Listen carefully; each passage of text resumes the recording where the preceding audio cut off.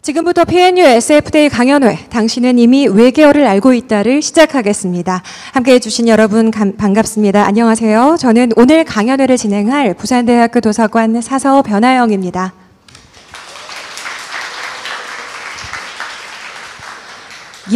지난 2018년부터 올해로 벌써 6년째입니다.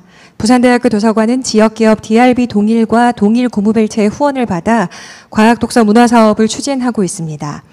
그동안 창의적인 미래 인재를 양성하고 과학 분야 독서 문화를 확산시키기 위해 다양한 노력을 해왔는데요.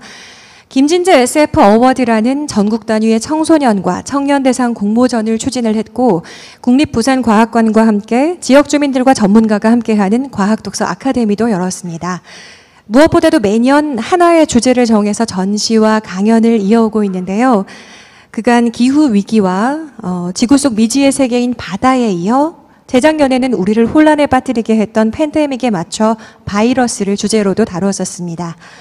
또 지난해에는 우리는 왜 우주로 가는가라는 제목으로 지구에서 확장된 인간의 삶의 터전으로서의 우주를 더 깊게 들여다보기도 했습니다. 그렇게 올해는 외계인을 만납니다. 이미 강연장에 들어오시기 전에 로비에 전시된 도서들 보셨을 텐데요. 혹시 아직이시라면 강연 듣고 나가시면서 특별히 우리 도서관에 열린 과학책방 갈다를 만나보시면 좋겠습니다. 그리고 로비에 설치된 큰 화면에는 지금 오늘 강연이 아마 중계가 되고 있을 텐데요. 오늘을 제외한 9월 1일부터 30일까지 로비에 전시된 과학책방 갈다의 팝업과 함께 오늘 함께한 미디어 아티스트 언해피 서킷의 작품 원 휴먼 메시지를 만나보실 수 있습니다. 강연 후반에 작가님 모시는 순서도 마련을 했으니까요. 충분히 이야기 나누시고 천천히 작품도 한번 감상해 보시는 기회를 가지시면 좋겠습니다. 본격적인 강연에 앞서서 여러분께 내빈들 잠깐 소개해 드릴 텐데요. 큰 박수로 맞아주시기 바랍니다. 먼저 벌써 6년째 과학독서 문화사업을 후원해 주시는 지역기업 DRB에서 이윤환 동일고무벨트 대표이사님 자리를 빛내주셨습니다. 감사합니다.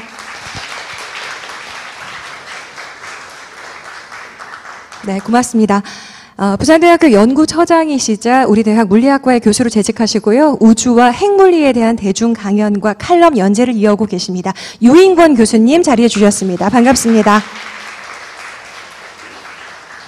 네, 마지막으로 과학독서 문화사업과 오늘 PNU SF데이를 위해 언제나 가장 애써주시는 분이십니다. 부산대학교 도서관 이용재 관장님 소개해드리겠습니다. 큰 박수 부탁드립니다. 네, 아까 잠깐 말씀드린 대로 오늘의 주제는 바로 외계인 그리고 외계어입니다. 제가 정규 과정으로만 10년이 넘는 세월 그리고 평생의 숙제로 안고 사는데도 도무지 해결이 어려운 게 바로 영어인데요. 그래서 내가 사는 작은 세상의 바깥의 삶을 늘 궁금해하면서도 정작 외국인만 만나도 언제나 떨리고 걱정스러운 마음이 먼저 앞섭니다. 그런데 외계어를 우리가 이미 알고 있다니. 우리 강연 주제를 처음 들었던 날의 황당함이 좀 떠오르는데요.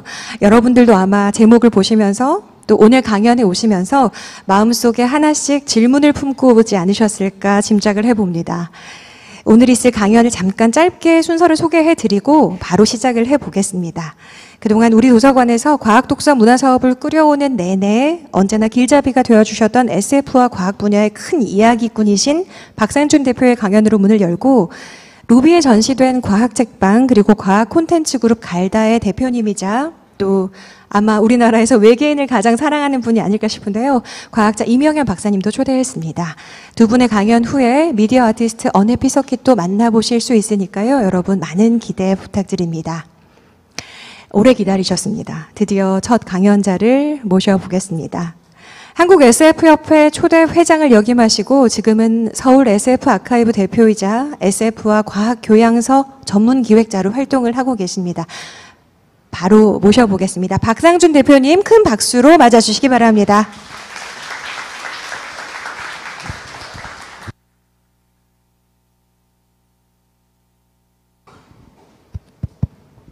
네, 여러분 안녕하세요. 소개받은 서울 SF 아카이브의 박상준입니다. 반갑습니다.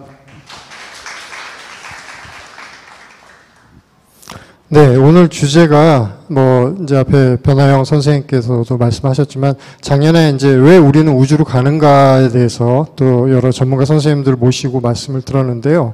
오늘은 우주로 가서 만약에 우리 인간이 아닌 지구의 호모사피엔스가 아닌 다른 외계의 지적 존재를 만난다면 그것이 우리가 보는 기준에서는 외계인이라고 하는 생명체일 수도 있고 아니면은 지적 존재지만 우리 기준으로 볼 땐 생명체가 아닐 수도 있습니다. 어쨌든 외계의 지적 존재 그리고 그들과 우리가 어떻게 소통을 할 수 있을지에 대한 내용으로 제가 준비한 내용을 말씀을 드리고 여러분들하고도 같이 생각하는 시간을 가져볼게요. 외계인이 있나 없나라는 질문은 어떻게 보면 굉장히 좀 단순한데 불행하게도 아직까지는 우리한테는 여기에 대해서 그 예스냐 노냐에 대해서 그 둘 중에 하나로 확실하게 결론을 아직 내릴 수는 없는 것 같아요. 그렇지만 이 질문에 답을 하기 위해서 우리가 좀 기본적으로 짚고 넘어가야 될 것들, 이런 것들, 그 다음에 이제 제가 SF 쪽에 이제 전문가다 보니까 그동안 외계인이나 외계의 지적 존재가 등장하는 SF들에서는 어떻게 전망을 해왔는지, 이런 것들을 가지고서 한번 접근을 해보도록 하겠습니다. 예, 외계 생명체라고 했을 때 사실 SF에 굉장히 많이 등장을 하는데요. 사실 SF에 나오는 많은 외계인들이 사실은 전부 다 과학적인 측면으로만 볼 것들은 아니고 문화적인 접근과 과학적 접근 두 가지로 좀 살펴볼 필요가 있을 것 같아요. 그래서 문화적인 접근으로 얘기를 하는 것들은 너무 과학적으로 이게 가능한가 이런 걸 따지기보다는 그냥 외계인의 존재만 가지고서 거기에 우리 인간들의 여러 가지 다양한 모습들을 그냥 투영을 한 거다. 이렇게 해석을 해야 될 것 같아요. 예. 무늬만 외계인인 경우가 사실 되게 많습니다. 여기 보면 이제 여러분들도 잘 아실 것 같은데 맨 인 블랙이라는 영화들 시리즈도 있고 또 스타워즈라는 영화 시리즈 다들 잘 아시죠? 그 다음에 스타트rek이라든가 그 밖에 여러 가지 외계인들이 나오는 SF 시리즈들이 굉장히 많습니다. 근데 이런 데 나오는 외계인들을 잘 보면 여기 나와 있는 가운데 검은 옷 입은 신사 제외하면 다 외계인들인데 지구에 와 있으면서도 아무도 우주복도 입고 있지 않고 그리고 다 지구의 언어로 소통을 하고 있고 그 다음에 지구의 중력에서도 전혀 거부감이 없는 것처럼 자연스럽게 행동을 해요. 마찬가지로 스타워즈에 나오는 외계인들도 우주에 이 행성 저 행성 여러 외계 행성을 돌아다니면서 활약을 하는데 보면은 우주복을 입고 있거나 또는 당연히 다른 외계 행성에 갔을 때 그 행성에 적응을 해야 되는 과정 같은 게 따로 묘사가 안 되잖아요. 그러니까 이런 외계인들은 사실은 무늬만 외계인이지 우리 인간 사회의 여러 가지 군상들을 그냥 외계인으로 투영을 한 거다. 이렇게 이해를 하는 편이 좋습니다. 이런 영화들에 나오는 외계인을 놓고서 저게 과학적으로 말이 되냐 안 되냐를 따지는 것 자체가 어떻게 보면 좀 넌센스라는 거죠. 예. 그 다음에 드물기는 하지만 외계인의 모습을 굉장히 좀 불쌍하게 묘사를 해가지고 그 설정을 통해서 사실은 우리 인간 사회의 어떤 모순이라든가 비판적인 면, 부조리한 면들을 투영을 해서 묘사를 한 그런 작품도 있습니다. 남아프리카 공화국의 닐 블롬캠프라는 감독이 연출했던 디스트릭트 9이라는 영화에는 남아프리카 공화국에서 차별받고 핍박받았던 흑인들의 모습을 이런 외계인, 어떤 다 쓰러져가는 판잣집 같은 데서 살고 있는 난민 모습으로 이 외계인을 투영을 해가지고 이렇게 묘사를 했었고요. 그 다음에 이 지구에 떨어진 사나이라는 영화는 이제 70년대에 나온 조금 오래된 영화인데 이게 지금은 작고해서 세상에 없지만 그 당시 이제 세계적으로 유명한 팝 가수였죠. 데이빗 보위가 외계인 역할을 해가지고 이 영화에서는 주연을 했습니다. 이 외계인이 자기 고향 행성에서 물이 없어져서 지구에 와가지고 지구의 풍부한 물을 가지고 가려고 하는데 지구에 왔다가 미국 정부한테 여러 가지 조사를 받는 과정에서 굉장히 지치고 나중에는 알코올 중독에 빠져서 자기가 왜 지구에 왔는지 그 임무도 잊어버리고 그냥 폐인이 되어버리고 만다라는 좀 슬픈 얘기입니다. 그래서 이런 영화들에서는 주인공 외계인들의 좀 비참한 운명을 통해서 지구인들 사이에도 이런 뭐 낯선 타향이나 타국에 가서 결국은 뭐 뜻한 바를 이루지 못하고 그냥 좀 몰락해버리고 마는 그런 캐릭터를 외계인의 모습으로 은유를 한 그런 작품으로 우리가 이해를 할 수가 있습니다. 그 다음에 로봇이 외계인으로 등장하는 작품들이 있죠. 여러분들 잘 아시는 트랜스포머 영화 시리즈에 나오는 로봇 외계인들도 있고, 그 다음에 80년대 미국에서 나왔던 우리나라의 8번가의 기적이라는 제목으로 소개가 되었던 영화도 있는데, 여기에는 이 마치 장난감처럼 보이는 그 로봇이 사실은 외계인입니다. 그래서 이 이 영화들에 나오는 외계인 같은 경우는 우리가 흔히 생명체라고 했을 때 생각하는 어떤 유기물, 이런 구조로 형성된 몸체를 갖고 있는 게 아니라 마치 우리가 AI나 컴퓨터 같은 반도체 칩으로 이루어진 고등 생명체를 예상을 했을 때 존재할 법한 그런 로봇 생명체들을 상상한 그런 작품들입니다. 근데 제가 조금 이따가 또 말씀을 드리겠지만, 외계인 또는 외계 생명체라고 해서 반드시 우리와 같은 유기물 생명체여야만 될까? 이것에 대해서 우리는 사실 발상의 전환이 필요할지도 몰라요. 그 다음에 뭐 인디펜던스 데이라든가 또 바디 스네처라는 영화도 있는데, 이런 영화에 등장하는 외계인들은 문명 단위로, 그러니까 지구에 와가지고 지구의 모든 자원을 다 약탈하고 더 이상 빼앗을 것이 없어지게 되면 그 다음 목적, 그 약탈 대상 또 문명을 찾아서 우주를 유랑하고 다니는 그런 약탈 외계인 문명이 등장하는 게 이 인디펜던스 데이라는 영화의 설정이고요. 바디 스네처라는 영화는 지금 뭐 약간 좀 그로테스크한 모양이 스틸로 보여지는데, 사람이 잠자고 있는 동안에 그 잠자고 있는 사람하고 똑같은 사람을 복제해내고 그 사람인 것처럼 행세를 하는 그런 외계인이 등장을 해요. 그래서 이 영화는 1950년대에 나온 원작 소설이 이제 영화화된 것인데요. 굉장히 유명해서 여태까지 3번인가 영화화가 됐었습니다. 21세기 들어서도 한번 영화화된 적이 있고, 그래서 이 영화는 생물학적 또는 과학적 설정의 어떤 가능성 같은 거를 따지기보다는 사람이 잠자고 있을 때라고 하는 어떤 그 상징적인 상황, 다시 말해서 뭔가 자기의 어떤 주체의식이나 뚜렷한 가치관, 자기만의 어떤 철학 같은 것이 좀 흔들릴 때 쉽게 다른 사람의 영향을 받아서 사람이 변화하는, 캐릭터도 변화하고 사고방식도 변화하고 이런 경우를 좀 외계인이 그렇게 만들었다라는 식으로 좀 비틀어서 표현을 한 그런 영화입니다. 그 다음에 인간을 관찰하는 외계인, 이런 주제로 다룬 작품들도 좀 있어요.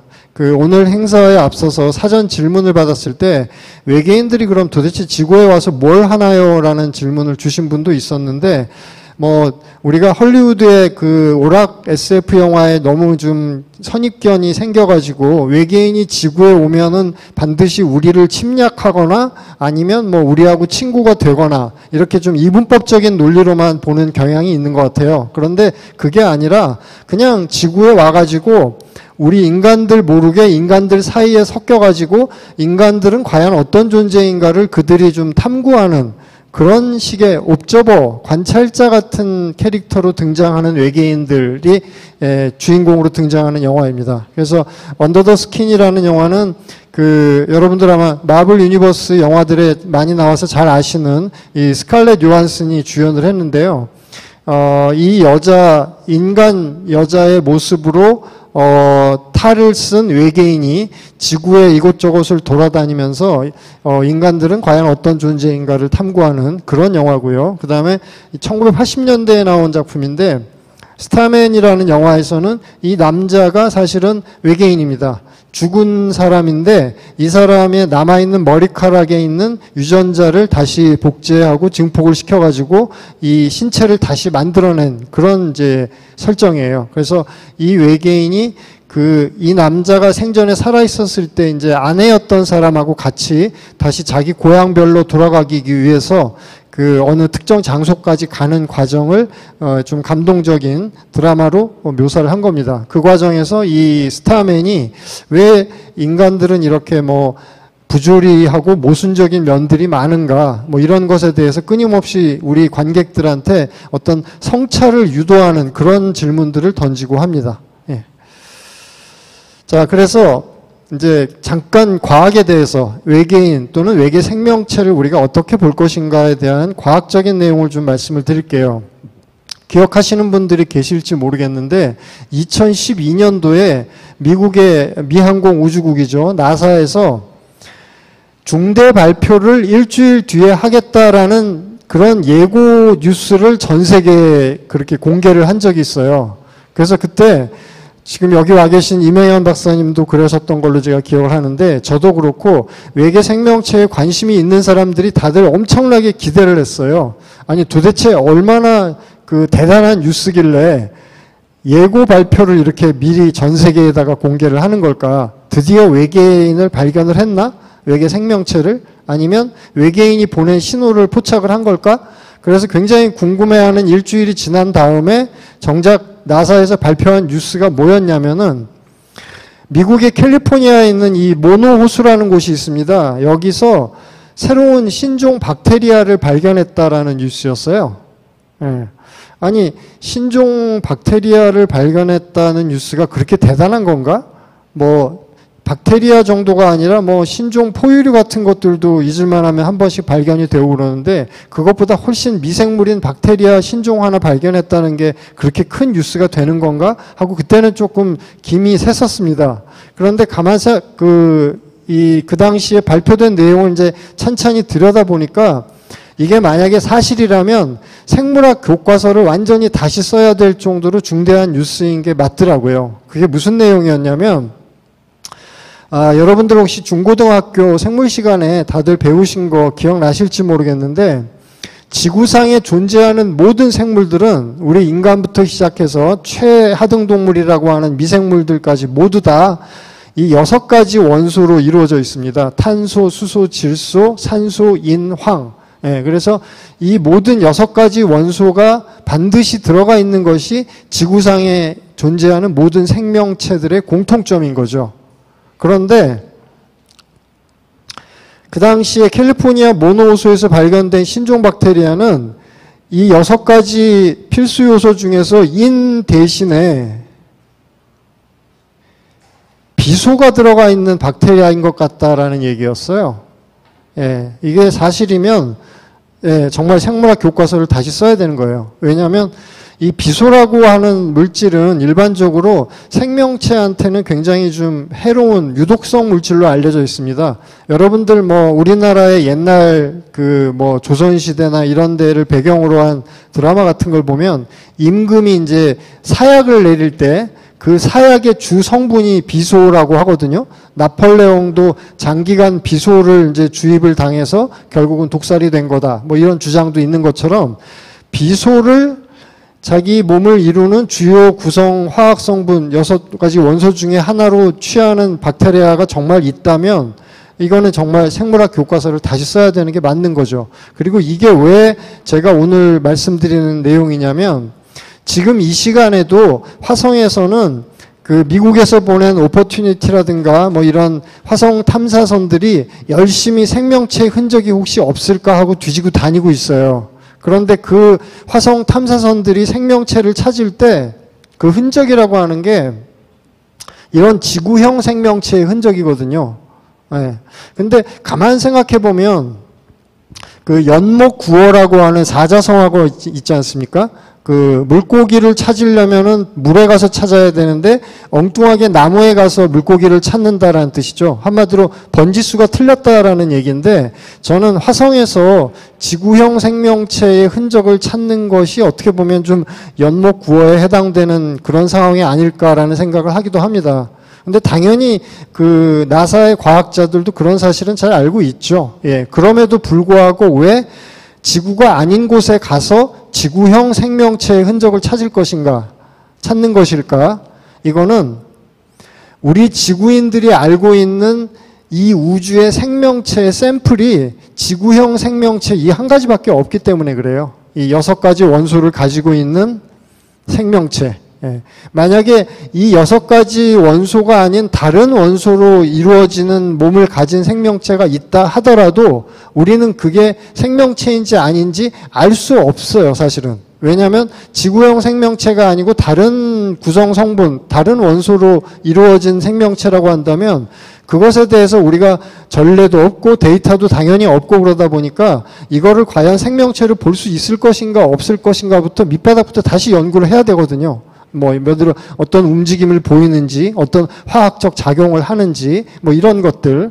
그래서, 사전 질문을 받은 것들 중에도 보면 외계 생명체나 외계인의 존재에 대해서 알게 모르게 이렇게 지구형 생명체하고 똑같을 것이다라는 것을 전제를 한 상태에서 질문을 주신 분들이 좀 있더라고요. 아마 무의식적으로 그렇게 하셨을 텐데 엄밀히 말하자면 외계 생명체를 우리가 어떻게 인식할 것인가, 이것을 생명체를 볼 수 있는지 없는지에 대해서 화학적인 면뿐만 아니라 다른 여러 가지 측면에서도 좀 살펴봐야 된다는 거죠. 예, 이런 게 이제 과학적인 측면에서 외계 생명체를 찾을 때 우리가 기본적으로 이제 깔고 가야 되는 문제들인 겁니다. 예.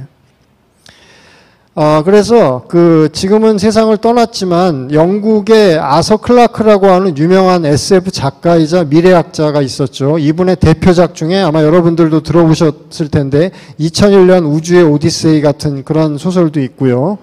이 작가가 자기가 쓴 이제 과학 에세이 또는 SF 에세이 같은 것들을 모아가지고 책을 낸 것이 지금 보시는 이 책 표지인데 제목이 이 Greetings, Carbon Based Bipage라고 되어 있어요. 그러니까 Greetings는 이제 인사하는 거고 이 밑에 Carbon Based Bipage라는 말은 우리말로 옮기면 탄소 기반, 다시 말해서 유기물, 유기체, 그리고 이제 바이페이지란 말은 이족 보행체. 그러니까 탄소 기반의 이족 보행체라고 하면 바로 뭘 의미하는 것인지 짐작이 가세요? 바로 우리 인간을 말하는 거예요. 예. 그러니까 외계인이 만약에 지구에 와서 지구에서 가장 뛰어난 생명체 또는 지구를 대표하는 생명체가 무엇인가 하고 본다면 바로 우리 인간을 이제 찾아보게 될 것이고, 그러면 우리 인간을 어떻게 그 외계 존재가 판단을 할 것인가라고 했을 때 과학적으로는 유기물이면서 이족 보행체라고 파악을 할 거라는 이제 그런 의미인 거죠. 예. 그래서 도대체 지구에 그러면 먼저, 그러니까 외계 생명체를 찾기 전에 지구에서는 생명이 처음에 어떻게 시작이 되었을까, 그것을 한번 생각을 해보면 지구의 생명도 사실은 외계에서 왔을 것이다라고 하는 외계 기원설이 생물학자들 사이에서는 하나의 굉장히 유력한 가설로 지금 취급이 되고 있어요. 그러니까 SF가 아니라 과학적으로도. 예, 그래서 우주를 떠돌아다니던 어떤 뭐 해성의 핵이라든가 또는 소행성이나 운석의 안쪽에 바깥의 암석 외피로 보호가 되어 있었던 원시 생명체들이 보호가 된 채로 우주를 떠돌아다니다가 옛날에 원시 지구에 추락을 하고 그러면서 원시 지구에 있었던 여러 가지 화합물들하고 이 외계에서 온 원시 생명체하고 결합을 해서 오랜 기간의 화학 진화 과정을 거치고 그 다음에 이제 또 생물학적 진화 과정을 거쳐서 오늘날의 지구 생태계의 이런 다양성을 이루게 되었다라고 이제 가설을 세운 거죠. 근데 이 경우에도 그러면 외계에서 온 미생물은 그럼 처음에 어디서 어떻게 시작을 했을까 하는 건 근원적인 질문은 계속 남는 거죠. 그것만큼은 여전히 우리한테도 아직은 풀 수 없는 수수께끼인 겁니다. 네.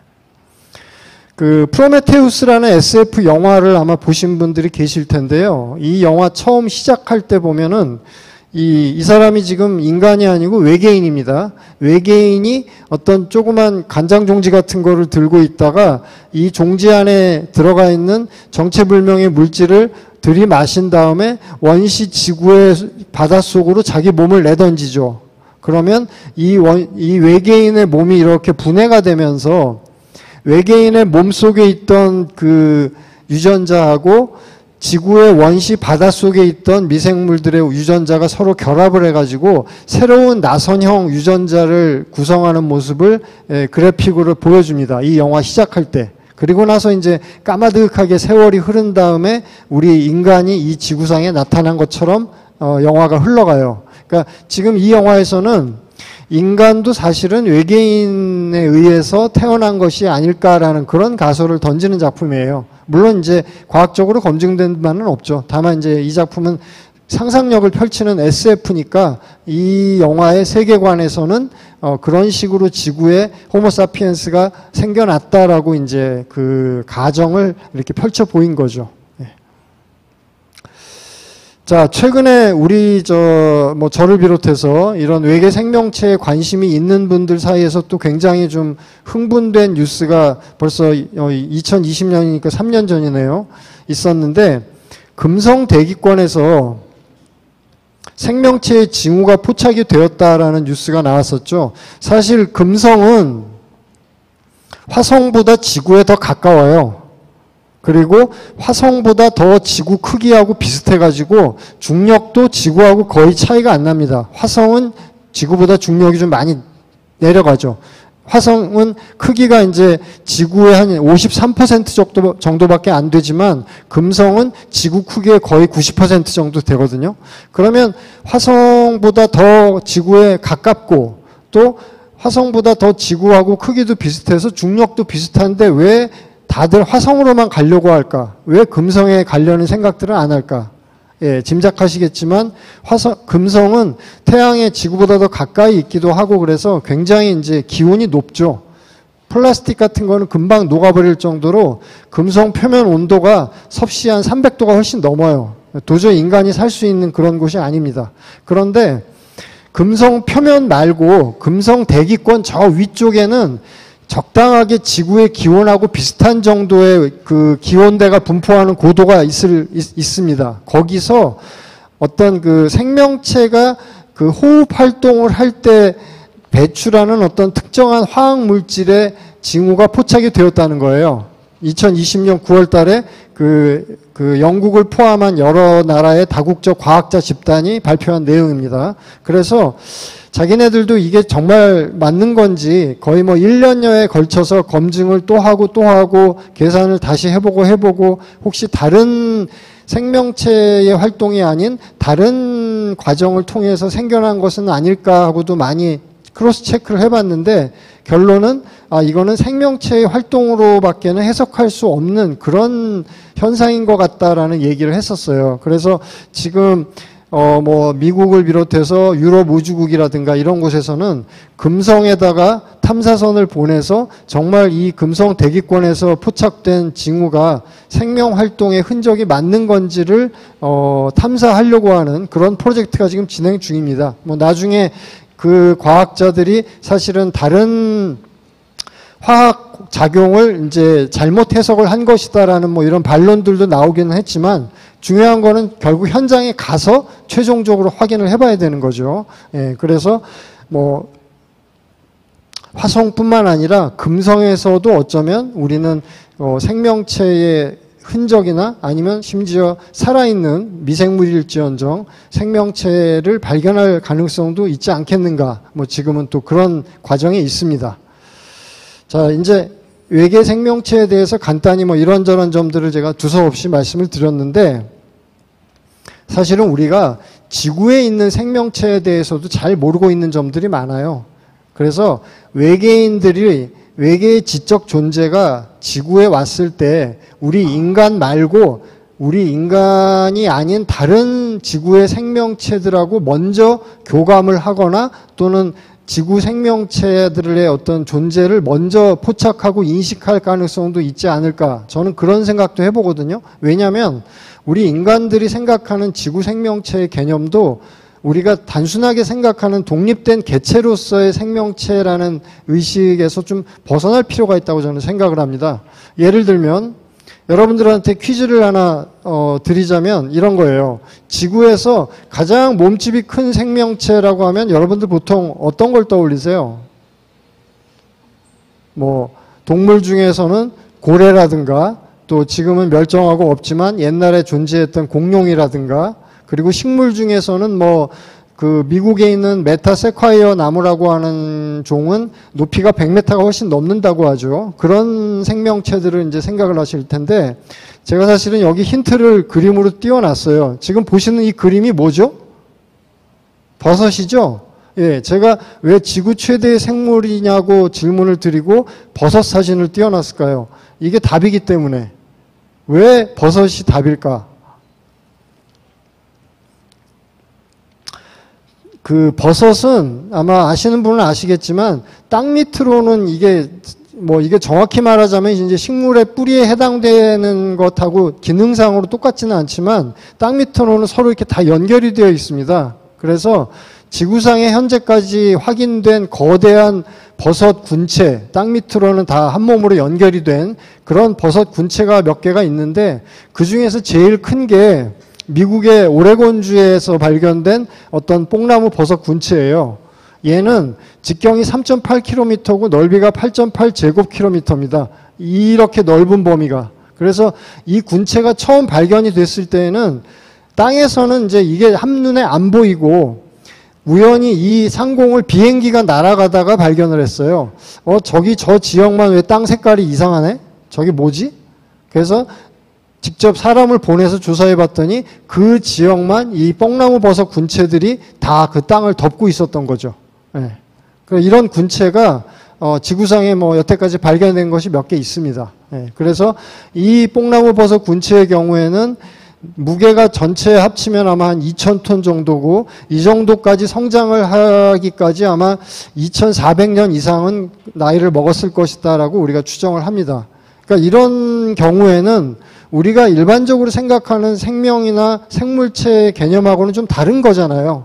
예, 그런데 만약에 외계 생명체가 지구에 와서 그들의 어떤 기준과 그들의 그 분석 방법 또는 탐사 장비 같은 걸 가지고 지구상의 생명체를 조사를 하다 보면 오히려 이런 존재들을 먼저 인식을 할 수도 있겠죠. 그리고 뭐 아바타 같은 영화에서도 좀 비슷하게 묘사가 되었던 걸로 기억을 하는데, 어쩌면 우리는 알지 못하지만 이 정도 크기로 성장한 버섯 군체라면 여기에 뭔가 집단 지성 같은 게 있을지도 모른다라는, 뭐 그야말로 SF 같은 상상입니다만 뭐 그런 생각도 해볼 수가 있는 거예요. 예, 우리가 이 뽕나무 버섯 군체하고 직접 소통을 뭐 해본 건 아니지만. 예.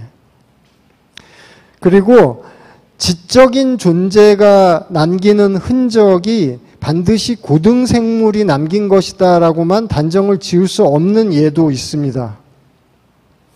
이거는 이제 일본의 바닷속에서 스쿠버 다이빙 하던 사람들이 발견한 건데, 바닷물 속에 이런 미스터리 서클들이 계속 발견이 돼요. 지금도 있습니다. 이게 도대체 누가 만들었을까요?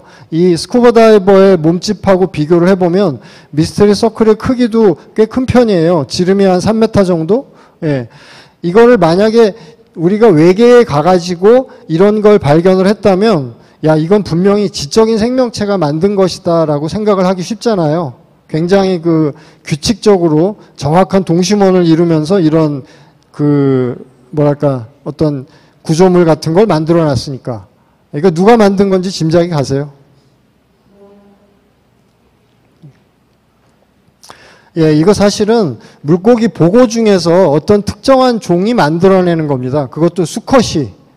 그러니까 마치 공작새 수컷이 이제 암컷한테 잘 보이려고 화려한 꼬리깃을 이렇게 펼치는 것처럼, 이 보고 종류는 그 암컷들한테 구애를 할 때 자기가 만든 이 서클 모양이 훨씬 더 좀 뭐 화려하고 또 돋보이도록 이런 걸 만드는 거예요. 그래갖고 이 오른쪽 사진에 잘 보시면 가운데 이렇게 보고도 보입니다.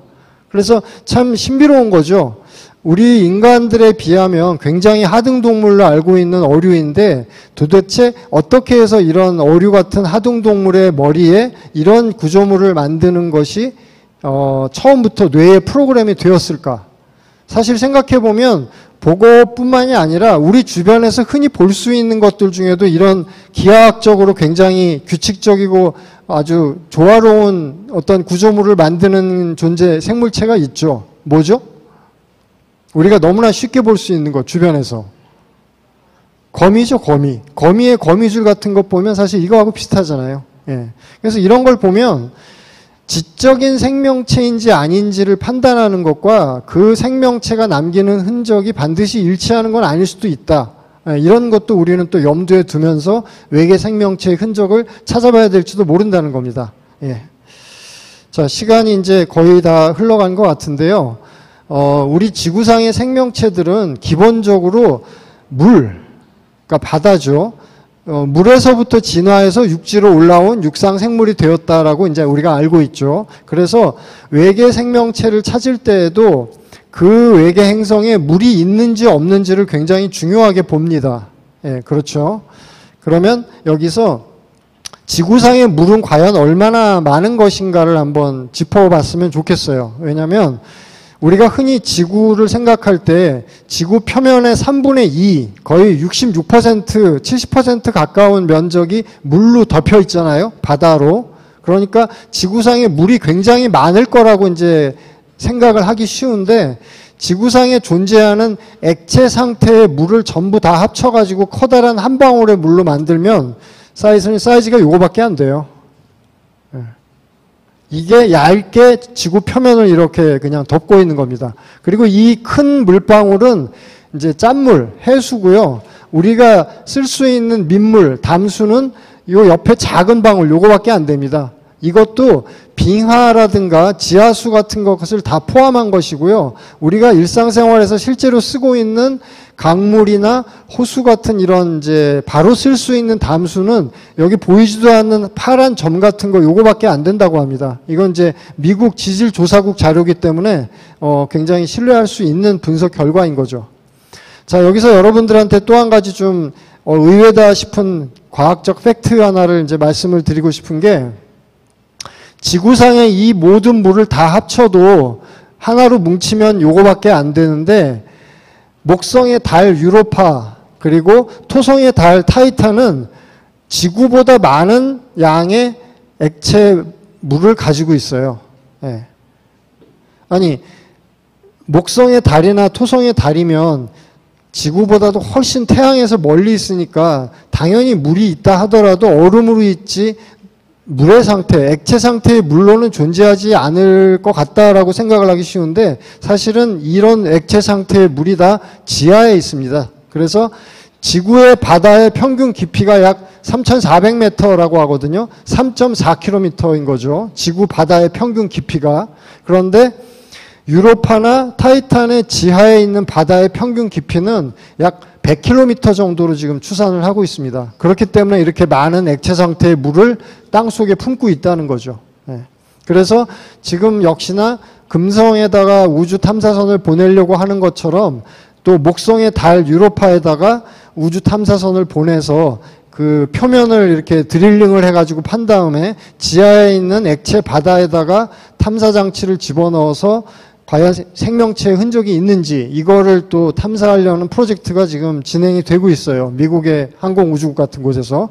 그래서 만약에 목성의 달 유로파에 가게 된다면 아마도 유로파의 표면은 이런 모양을 하고 있지 않을까. 예, 저 뒤에 반짝이는 게 이제 태양이고 그 다음에 이 거대한 것이 이제 목성이죠. 그리고 유로파 표면 중에서 지표가 좀 얇은 곳은 이렇게 지하수가 분출이 되고도 있을 겁니다. 그래서 지하수가 분출이 되자마자 여긴 굉장히 차가우니까 바로 얼음덩어리, 얼음 알갱이가 되어가지고 이렇게 흩어지겠죠. 나중에 우주 탐사선이 정말로 유로파를 가게 되면 지표면에서는 이런 모습의 실제 영상이나 사진을 우리한테 전송을 해오게 될 겁니다. 그래서 제가 지금 유로파나 타이탄의 지하에 바다가 있다, 물로 된 이런 말씀을 드리는 이유는 지구에서 그랬던 것처럼 이 유로파나 타이탄에도 지하에 그렇게 액체 상태의 물이 많이 있다면 거기에 생명체가 존재할 가능성이 크지 않을까, 그 말씀을 드리려고 하는 겁니다. 그래서 화성은 이미 옛날에 다 액체 상태로 된 물이라든가 이런 것이 다 고갈되어 버렸다고 알고 있기 때문에 어쩌면 화성보다는 이런 곳에 생명체가 존재할 가능성이 높다고 볼 수도 있는 거죠. 근데 다만 거리가 멀어서 아직까지 우리가 여기 탐사선을 보내진 못하고 있는 거죠. 그래서 우리가 과연 생명체를 뭐라고 정의할 수 있을 것인가? 아까 앞에서도 제가 말씀드린 것처럼 꼭 탄소에 기반을 둔 유기물이어야만 된다? 이건 아닌 거죠. 생명체라고 하는 것은 어떤 특정한 화학적 원소로 이루어졌냐를 가지고 따지는 것이 아니고 그 존재가 어떤 특이한 움직임을 보이느냐, 예를 들어서 자연 법칙에 좀 거스르는, 이걸 이제 전공하신 분은 아시겠지만, 그냥 간단히 말씀을 드리자면은 엔트로피가 증가하는 것이 이 우주의 법칙인데, 그것을 이제 반대 방향으로 역행하도록 만드는 활동을 하는 것이 생명체다라고도 볼 수 있고, 또 자기 후손을 계속 남겨가지고 자기의 정보, 지구 생명체 같은 경우는 이제 DNA가 되겠죠. 자기의 정보를 계속 이 우주에 보존하려고 하는 존재, 또는 외부에서 에너지를 흡수해서 대사 활동을 하며 자기 증식하는 존재. 이건 쉽게 말해서 호흡 활동을 한다는 얘기입니다. 외부로부터 에너지를 취해서 자기 몸을 유지하고 그 다음에 종족을 보존하고 후손을 낳는데 필요한 에너지를 취하고 그 과정에서 나오는 부산물들을 다시 배출하는 존재. 우리 인간들도 산소를 들이마시고 이산화탄소를 배출하는 것처럼 이런 몇 가지 특징적인 활동을 보여주기만 한다면 그게 유기물이든 아니든 상관없이 일단 생명체라고 볼 수 있지 않겠는가, 그런 얘기를 하는 겁니다. 그래서 SF에서는 유기물이냐 아니냐를 떠나서 굉장히 좀 다양한 형태로 존재하는 생명체에 대해서 상상을 해왔어요. 그 중에 몇 가지 예를 이제 보여드리면, 솔라리스라는 이제 SF 소설이 있습니다. 이거 영화로도 만들어져서 영화 팬들도 좀 아시는 제목인데, 솔라리스라는 소설 SF에서는 외계에 어떤 행성이 하나 있는데 그 행성에 거대한 바다가 하나 있어요. 그 바다가 하나의 생명체다, 의식을 가진, 이런 설정이 등장을 합니다. 그래서 지구인들이 그 외계 행성에 가면 그 바다가 우리 지구인들의 머릿속을 이렇게 들여다보고 지구인들이 친숙하게 생각하는 존재를 그 바다가 만들어내어서 그 지구인 앞에 이렇게 보여주는. 근데 지구인들은 이제 그런 경험이 너무나 생소하고 놀라운 것이니까 그걸 잘 받아들이지를 못하고 막 멘탈 붕괴가 되고 막 그러는 설정이 등장을 하는 작품입니다. 그 다음에 에볼루션이라고 하는 헐리우드 코미디 SF 영화인데요. 여기서는 지구에 왔던 외계 생명체가 이 포스터에서 지금 이 사람이 총으로 겨누고 있는 이 다리가 많은 벌레처럼 보이는 이 존재입니다. 얘가 지구에 와가지고 자기가 마주치는 지구 생명체들마다 그 생명체하고 비슷한 모양으로 금방금방 진화하고 탈바꿈을 해요. 그래서 제일 마지막에는 우리 인간하고 조우를 하게 되고 우리 인간하고 비슷한 모양으로 또 진화를 합니다.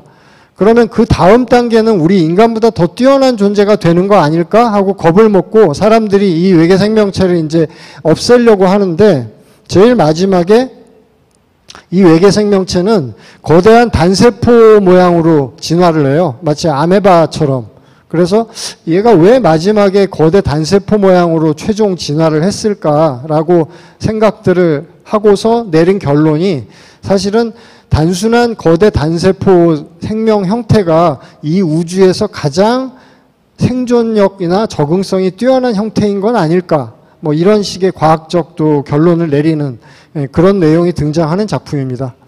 그 다음에 블랙 클라우드라고 하는 SF 소설도 있는데요. 이 프레드 호일이라고 하는 굉장히 유명한 천문학자입니다. 원래는 이 사람이 유명한 SF 소설도 여러 편을 썼는데 그 중에 한 SF가 이 블랙 클라우드라는 소설이에요. 이거는 뭐냐면 말 그대로 지금 이 책 표지를 보시면 지구하고 저 뒤에 태양 사이에 거대한 검은 구름 같은 것이 이렇게 가로막고 있죠. 이 거대한 검은 구름 같은 것이 바로 그 자체로 하나의 외계 생명체라고 설정이 되어서 나오는 작품입니다. 그래서 이 거대한 검은 구름이 그 자체로 의식도 가지고 있고 또 굉장히 지적인 존재예요. 그래서 이 검은 구름이 지구에 가까이 와가지고 지구에 있는 우리 인간들을 보고서는 깜짝 놀랍니다. 어떻게 지적인 생명체가 이렇게 딱딱한 몸을 가지고 있을 수가 있지? 하고 놀래요. 그러니까 우리가 생각하는 거하고 완전히 관점이 반대인 거죠. 이런 식의 역지사지하는 접근 방법이 사실은 우리 지구인들한테도 좀 필요하지 않을까, 뭐 그런 이야기를 하는 SF입니다. 그래서 SF에서는 사이언스의 틀을 좀 벗어나서 우리가 여태까지 알아낸 생물과학의 어떤 틀을 더 벗어나서 자유분방하게 여러 형태로 존재할 수도 있는 외계 생명체들의 가능성에 대해서 이렇게 펼쳐 보이는 그런 작품들이 많이 있는 겁니다. 자, 그 다음에는 만약에 외계 지적 존재가 있다면 그들하고 우리하고는 어떻게 소통을 할 수가 있을까? 사전 질문에도 외계어는 어떤 것일까? 우리 인간들이 쓰는 언어하고 비슷한 것일까? 뭐 이렇게 여쭤보신 분들이 계셨는데요. 제가 여기서 이제 사실상 단언을 해서 말씀을 드릴 수 있는 게 뭐냐면, 우리 최소한 인간하고 동등하거나 우리 인간보다 더 뛰어난 문명을 이룩한 외계의 존재라면 이미 우리는 그들하고 소통할 수 있는 언어를 가지고 있어요. 그 언어가 뭐냐면 바로 수학이고 과학입니다. 중국계 미국인 SF 작가 테드 창이 쓴 너의 인생의 이야기라는 SF 소설이 있는데, 이거를 영화로 만든 게 2016년에 개봉한 드니 빌레브 감독의 컨택트라는 영화입니다. 영화 원제는 이제 어라이벌이고요. 여기서는 주인공인 여성 언어학자가 외계인들의 언어를 배우면서 과거와 현재와 미래를 동시에 볼 수 있는 어떤 새로운 어떤 통찰력이랄까? 직관의 시야를 갖게 되는 그런 이야기가 나오고요. 그 다음에 똑같이 콘택트라는 제목으로 개봉을 했었는데, 로버트 제메키스 감독, 조디 포스터가 주연을 했던 97년 영화 콘택트에 보면 외계인과의 소통 언어는 수학이다라는 걸 아주 잘 묘사를 하고 있어요. 2 더하기 3은 4가 아니라 5가 맞는데 4라고 하면 이건 틀린 거잖아요. 이거를 외계인들도 금방 알아볼 수 있는 상형 문자식으로 표현을 하면 이런 식으로 이제 표현을 할 수가 있습니다. 점이 2개가 있고 3개가 있고 이걸 합치면 여기 점이 5개가 있어야 되는데 4개밖에 없으니까 이거는 맞다는 의미의 동그라미가 아니라 아래 위가 이렇게 터져 있는 불완전한 동그라미로 표현을 할 수가 있고, 마찬가지로 맞을 경우에는 또 이렇게 동그라미로 표현을 할 수가 있고, 이런 기본적인 그림을 가지고서 외계의 지적 존재하고 1차적으로 소통이 되면 그 다음부터는 이거를 기반으로 해서 더 복잡한 언어들도 주고받을 수가 있는 거예요. 그래서 지적인 외계 존재와 소통을 할 때는 먼저 우리도 알고 그들도 알고 있는, 공동으로 공유하고 있는 정보가 무엇인가, 그 지식이 무엇인가, 이거를 먼저 확인을 해보면 그들하고 우리 사이에 소통할 수 있는 접점을 먼저 찾을 수가 있고, 그 객관적인 정보를 표현할 수 있는 가장 기본적인 것이 이제 수학이라고 볼 수 있는 겁니다. 그리고 수학뿐만 아니라 화학, 예를 들어서 제가 앞에서 많이 말씀을 드렸는데, 물이라고 하는 거는 화학 원소로 따지면 이제 H2O잖아요. 수소 원자 2개하고 산소 원자 하나가 결합이 된 게 물인데, 얘들이 이제 H2O가 결합되어 있는 모습을 보면 가운데에 산소 원자가 하나가 있고 양쪽에 약 103도 정도의 각도로 수소 원자가 2개가 이렇게 붙어 있는 모습이거든요. 그래서 이 물의 구조, 분자 구조를 그림으로 그려가지고 외계인들한테 만약에 보여주면 그 사람들이 이 우주의 어떤 기본적인 화학적 지식을 알고 있다면, 이거는 우리 지구인들은 H2O라고 표현을 하지만 그들은 이제 그들의 언어로 또 표현하는 뭔가가 있겠죠. 그렇지만 그 원소가 뭐다라는 거는 금방 알아볼 수 있는 거예요. 이런 구조로 된 물질, 이 우주에 이런 구조로 존재하는 물질은 우리가 물이라고 부르는 것, 또는 외계인들이 뭐라고 부르는 그것밖에 없다라는 거죠. 이런 식으로 화학이 외계의 지적 존재하고 소통할 수 있는 기본적인 어떤 언어가 될 수가 있는 겁니다. 그리고 뉴턴의 역학이라든가 아인슈타인의 상대성 이론 같은 것들은 이 우주에 어디를 가든지 통용이 되는 것이기 때문에 그들도 그런 법칙을 알고 있을 것이고, 최소한 우리하고 동등한 정도의 문명을 이루었다면 그런 법칙들을 서로 공통으로 알고 있다라는 것을 확인하는 것에서부터 시작해가지고 그들하고 점점 더 높은 차원의 대화와 소통을 주고받을 수가 있다는 거예요. 예. 그래서 뭐 제가 준비한 내용을 마무리하면서 이런 내용을 말씀을 드리는 걸로 하겠습니다. 지금 인류 문명이 이제 이 우주에 다양한 수준의 그 지적인 문명이 만약에 여러 가지가 있다라고 한다면 그 중에 우리 지구의 인류의 문명은 어느 정도 수준일까를 가늠해 볼 수 있는 그런 건데요. 그 러시아의 카르다쇼프라는 과학자가 제안한 척도입니다. 그래서 얼마나 많은 에너지를 쓰느냐에 따라서 태양에서 지구까지 날아오고 있는 에너지를 100% 다 이용을 할 수 있으면 그걸 1단계라고 보고 행성급 문명이라고 우리가 부를 수 있습니다. 그 다음에 태양이 방출하는 에너지를 100% 다 이용을 할 수 있으면 그거는 이제 항성급 문명이라고 보고 2단계. 그 다음에 하나의 은하, 태양과 같은 항성이 수천만 개가, 수억 개가 모여있는 이 거대한 은하 하나가 내뿜는 에너지를 전부 다 이용을 할 수 있으면 그거는 이제 은하급 문명이라고 볼 수 있는데 지금 현재 지구 문명은 약 1단계가 못 되는 0.7단계 정도로 예측을 하고 있어요. 사실 올 여름도 굉장히 뜨거웠는데 여러분들 중에는 그런 생각하신 분도 계시지 않을까 싶어요. 이 뜨거운 태양볕 이걸 다 에너지로 바꿀 수만 있으면 우리가 에너지 위기를 겪을 일은 없을 텐데라고 이제 생각을 하죠. 지금은 뭐 태양전지 같은 것들만 가지고 이제 제한적으로, 직접적으로 우리가 에너지로 전환해서 쓰는 거는 그런 거밖에 없으니까. 그래서, 이 에너지를 얼마나 많이 쓰느냐, 이것에 따라서 그 폐열이랄까 남아 그 배출이 되는 그 열량을 또 우주로 다시 방출을 하게 되는데 그 흔적을 찾는 것도 하나의 외계의 지적인 문명의 흔적을 찾는 실마리가 될 수가 있습니다. 예. 그래서 에너지를 얼마나 많이 쓰는가 또는 뭐 칼 세이건 같은 사람은 정보의 총량이 얼마나 많은가에 따라서 문명의 단계를 나눌 수도 있을 것이다. 뭐 이렇게 제안을 한 경우도 있고 존 베로라고 하는 물리학자는 얼마나 작은 단위까지 물질을 조작할 수 있는가 이걸 기준으로 삼아서 문명의 발전 단계를 나눌 수도 있다. 또 이렇게 보는 이런 견해도 있습니다.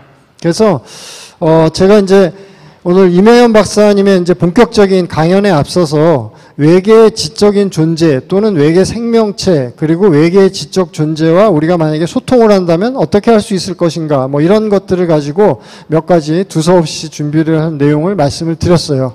그래서 오늘 제가 말씀드린 내용들 그 다음에 또 임혜연 박사님께서 또 말씀하실 내용들 다 포함해 가지고 나중에 또 궁금하신 점들이 있으면 생각해 두셨다가 나중에 또 질문을 주시면 또 답을 드릴 수 있도록 하겠습니다. 네, 그러면 제가 준비한 내용은 여기까지 하고 마치도록 하죠. 경청해 주셔서 감사합니다.